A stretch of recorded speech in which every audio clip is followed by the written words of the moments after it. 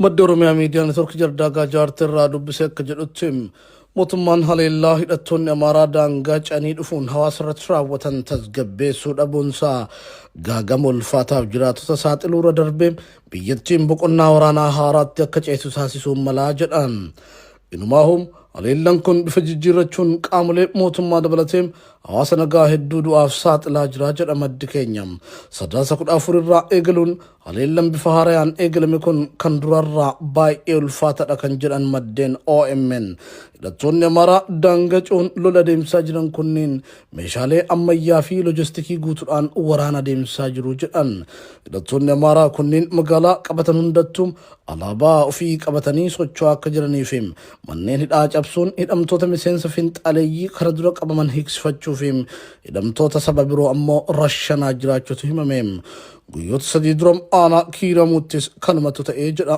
maddi keenya kun hidhattoonni amaaraam alillaa jabaa magaalaa kiiramuu irratti raawwataniin miseensota poolisii dabalatee lubbuu hawaasa nagayaa hedduu galaafatanii jiru. Galli ture amara kan umni faano sani jaarte gali ummata baase ture achuma keessa jiraachaa ture ummata erga baase ummanni kan du'ellee kan manni gubate reeffi isaallee obbo akka waalchaaltuun argate kanarrattu deebi'ee immoo ammas gara jaardaga gara shaambuu gara saqalaatti ol dhufe jechuudha. Karaa booda ummanni saqalaa kun amma ta'e gurmaa'ee ofirraa deebise wanta haaraa nuti kaleessa qabnu kanadha jechuudha. Amma ta'e qabatee ofirraa deebise jechuudha. Kaleessa akkasumallee kiiramutti cabsitee seentee turte magaalaa jechuudha. Manidha cabsuunis hidhamtoota isaanii baafachuun hidhamtoota kaan ajjeesanii jiru jedha maddi keenya kun. Taatee wal fakkaatan aanaalee godina Horroo Guduruu Wallaggaa kanneen akka Amuruu, Abee Dongoroo, Horroo Bulluq, Jardaagaa Jaartee magaalaa Aliboot raawwatamuusaa kan himan maddeen godina Wallagga bahaatti isaallee wal fakkaatan uumamee jira jedha.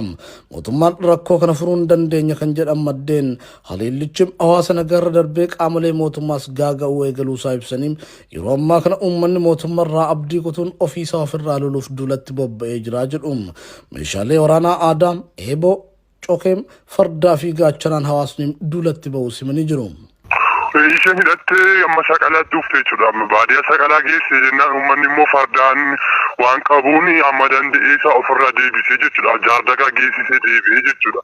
Jaruu erga kana gootee booda uummata isa baqate kana ariitee biddee saqalaa gaafa geessistu uummanni saqalaaf naannoo sanaa garuu walitti gurmaa'uudhaan tokko ta'uudhaan ofirraa amma ta'e deebisee jechuudha. Ammallee yaaddoo hamaa keessa jirra jechuudhaan kan dubbatamaa jiru jechuudha. Baay'ee sodaachisaa haala baay'ee komii guddaa keessa nama galchu keessa jira jechuudha. Amma uummanni naannoo sanaa garuu amma ta'e ofirraa deebisee ammayyuu. Dura uummanni godinichaa dhimmicha akka furamuuf yeroo yeroon mootummaatti iyyatus mootummaan furmaata waarawaa kaa'uu dhabuunsaa hawaasni meeshaalee aadaatiin bahee diina dura akka dhaabbatu isa taasiseera jedhan. Meeshaaleen waraanaa hidhattoonni milishaa faannoo qabatanii duula qindaa'attiin adeemsaa jiraniif kan hawaasichaa wal madaalaa ta'uu dhabuunsaa yaaddoodha jechuun mootummaanis ta'ee qaamoleen dhiibbaa uumuu danda'an dhimmichi furmaata waarawaa akka argatuuf dafanii dirmachuu qabu jedhan. Garuu qaamni mootummaa amma ta'e maqaaf gaggeessee jechuudha. Maqaaf malee amma kanatti duukaa deemeera kaleessa uummata keenya duukaa deemee deebi'anii jechuudha. Amma kanatti miti isaan baay'inaan durumayyuu jiru akkuma jaartee galaniini meeshaa gurguddaa meeshaa kabbaadi ta'an of harkaa qabu jechuudha. Garuu amma ta'e qaama mootummaa walii galu waan ta'eef sobanii maqaaf baqatanii malee qaama kamiyyuu injifachuu danda'u turan isaan jechuudha.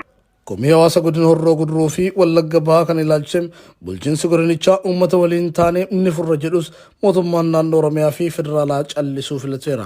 Gama biraatiin rogeeyyiin miidiyaa hawaasaa hedduun rakkoon hidhattootni amaaraa daangaa ce'uun dhaqqabsiisaa jiran kun hatattamaan furmaata akka argatuuf mootummaan federaalaa yoo gidduun seeneen biyyattiin boqonnaa waraanaa haaraa keessummeessuuf adeemti jechuun sodaa isaanii ibsachaa jiru.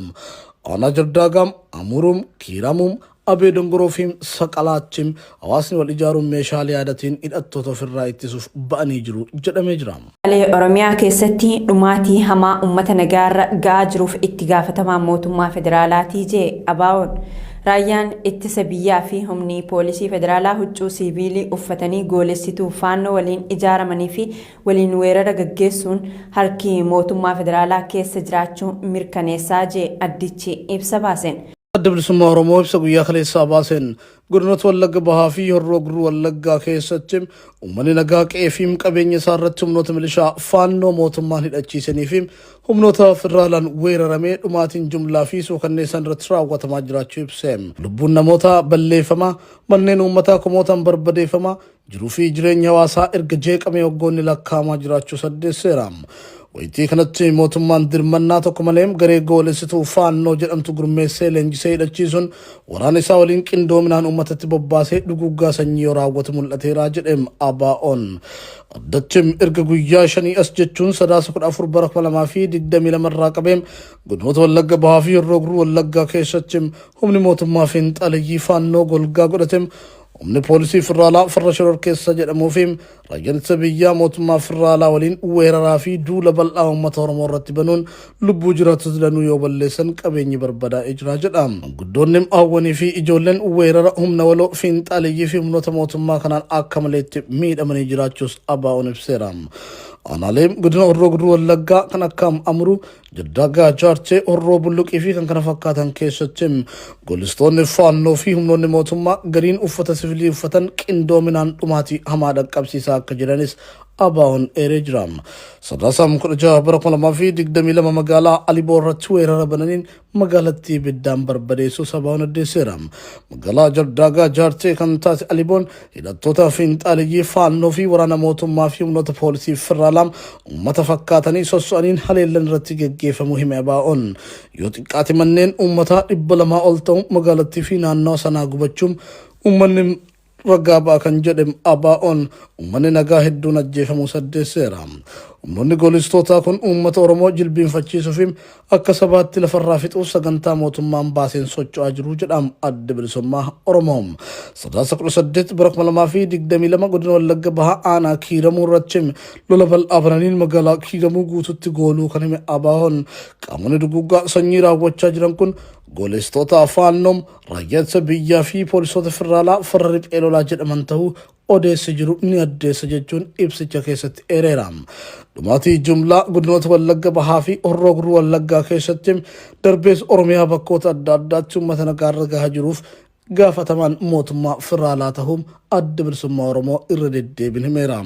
ABO'n godinoota Wallagga Bahaa fi Horroo Guduruu Wallaggaa keessatti humnoonni fiinxaleeyyii duguggaa uummata irraan gahaa turanii fi jiran quba qabeenya mootummaa fi qindoomina mootummaa biltsiginnaatiin ta'uun shakkiin akka hin jirre himeera.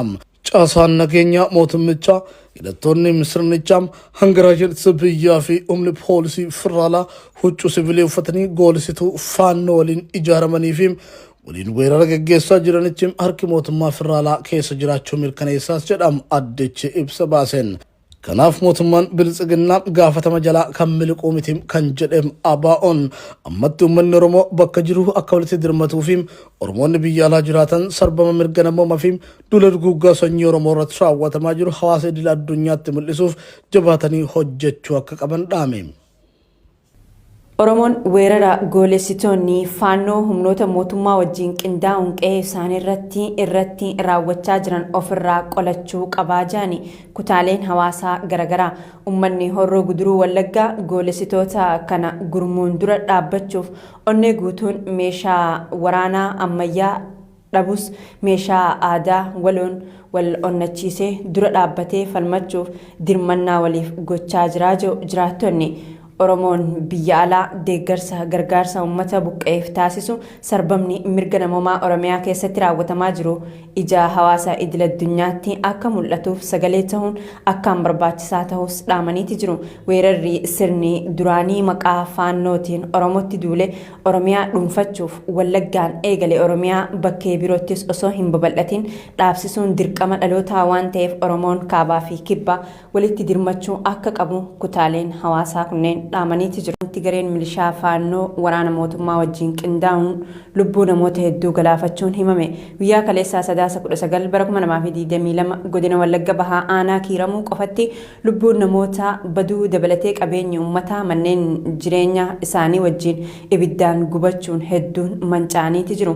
Akka odeessaaleen arganne ifa godhanitti namootni mana hidhaatii baafamanii ajjeefamanii fi mana isaaniitti ajjeefamanis hedduu tahuu fi kanneen maqaan isaanii nu dhaqqabe keessaa muraasni obbo Gammachuu Beengee, obbo Hirphaa Goobanaa, barsiisaa Faqqadaa, dargaggoo Naatolee Gammadaa Moosaa, jireenyaa Gabayyoo, obbo Fayyeeraa Araarsoo fi dargaggoo Qixxeessaa Taakkalaa kanneen jedhaman warreen maqaa arganne qofa yoo ta'an lubbuu namoota hedduu baduu fi qabeenyi uummata aanaa Kiiramuu hedduun barbadaa'uun hubatameeti jira.